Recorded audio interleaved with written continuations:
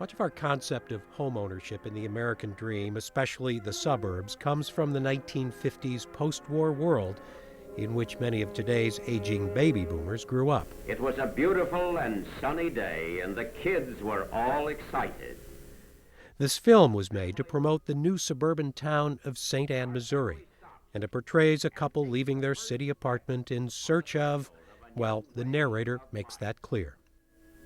They are about to discover the meaning of the great thrill in American life, the owning of your own home. I think clearly there's a number of folks who don't look at owning a home with a white picket fence in suburbia as their dream anymore, for a whole host of reasons. One being tarnished by, what happened during the foreclosure crisis. Chris Krameyer is head of Beyond Housing, which helps people with the legal and financial challenges of buying and staying in their homes. I think we have another generation or two before the single-family home is no longer the American dream per se. But I know, the younger generation is not as admiring of, I can't wait to get my home in the suburbs and start my family. The city of St. Anne, started in 1942 and incorporated in 1948, is strategically located on historic St. Charles Rock Road.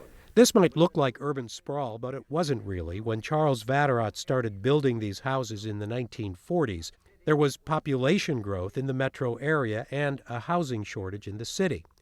And while the GI Bill did offer veterans low-cost mortgages, there's more to it than that. To the north and west is the airport industrial area, which employs over 30,000 people with an annual payroll exceeding over $100 A lot of that was based on a manufacturing economy. A manufacturing blue-collar union jobs, right? It was based on a wage structure that allowed you, whether you're manufacturing or otherwise, but a wage structure that allowed you to aspire for greater things than you currently have and allow you to actually accomplish that. The idea of the social contract that if you work hard, you can make your way in this country. Right? If you go to work every day, you pay your taxes, you do the things you're supposed to, you can make your way. That social contract's been broken. We've not officially told everybody, oh, by the way, that social contract thing, that's no longer in effect, but it's true. Because so many folks now, this inequality of wages, again, we're at the some of the highest peaks of inequality between the top and the bottom since right before the Great Depression, in the early 1930s. And their dream became a reality. It's okay that we're not going to be in the 1950s like Leave It to Beaver, right? It's okay. We're going to have a new definition of what home is, a new definition of what the American dream is, but it's still founded, I think, in some core principles about can you lead the life that you want to lead, right? Are developers addressing that issue? Are they still out there building huge subdivisions for Leave It to Beaver families? There's a number who went bankrupt because they tried to do too much of that, but I bet once things get going again, they're going to run right back to the model that they know. By and large, there'll be a handful who will be the outliers, and then quite frankly, there'll be the trendsetters on what's next. Is it a smaller home? Is it a more functional home? Is it closer to amenities? Is it, again, we know our kids' generation. They want to be wired. They want to be connected electronically and digitally.